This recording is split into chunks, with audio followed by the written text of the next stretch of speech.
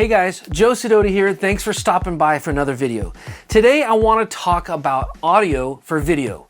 Maybe you're a YouTuber or a podcaster. I want to give you some tips and tricks on how to capture better audio for your videos. Let's dig into it.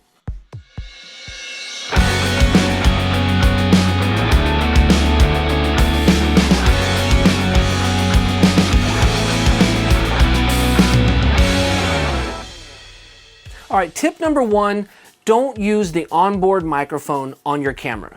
Instead, use a shotgun mic or a lav mic or maybe even a studio mic if you're doing something at a desk. But the onboard mic is really just there to capture some ambient sound, and it's not something that you really should be using in your production.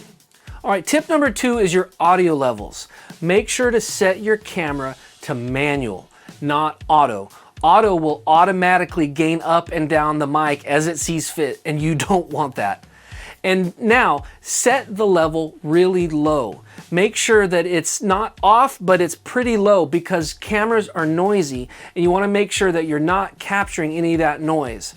And you want to be capturing the audio averaging about -18, that's dBFS, peaking at -12.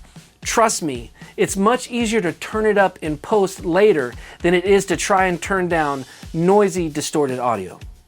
Tip number three, EQ can be your biggest friend. Here's what I want you to do. Find an audio example of something that you really like the sound of. Maybe it's a YouTube channel or a podcast.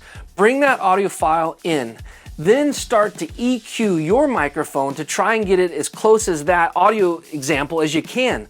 I mean, look here. I've got this EQ on my shotgun mic, which by the way is a $30 shotgun mic. Look how drastic I had to make it, but it sounds good. So the point is, you might have to do a lot of EQ, you might have to do a little EQ, but it's super important. So don't miss this step. Tip number four, go easy on compression. You want to use maybe a 2:1 or a 3:1 ratio and get maybe -2 or 3 dB of gain reduction. Any more than that can really bring the noise floor up, and you don't want that. And if you're doing too much compression, you can really jack up the sound. Tip number five, use a limiter, but be subtle. Set the output of your limiter to -2 and then bring up the input gain until it's just starting to tickle that ceiling. That's all you need, because when you upload these files, the algorithms and the processing that get done online are going to squash it even more. Tip number six, for the love of God, film in a quiet spot. I mean, I've seen people who do YouTube videos, I've listened to podcasts where there's just all this background noise or the AC turns on and it's really loud and it's rumbly. I mean, just try to find the quietest place that you can, and if you can't find a quiet place, then learn how to use noise reduction software. And tip number seven, create presets. Once you get that EQ right, save that as a preset. Same with the compressor and the limiter. This way you can just drag and drop those in your editor and you'll be consistent every time. All right guys, I hope that these tips helped. I hope that you're able to make better videos capturing better audio. All right, I'll see you on the next video.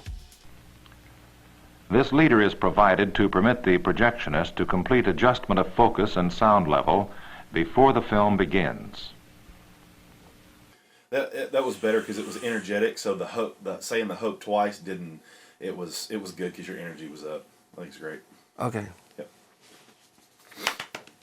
All right, stop video. Yeah.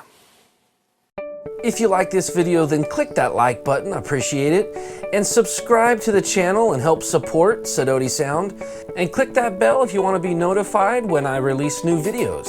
And of course, you can find me on all sorts of social media, so be sure to check that out. If you'd like to work with me on an upcoming project, then make sure to visit sidotisound.com for more information. All right, guys, thanks a lot.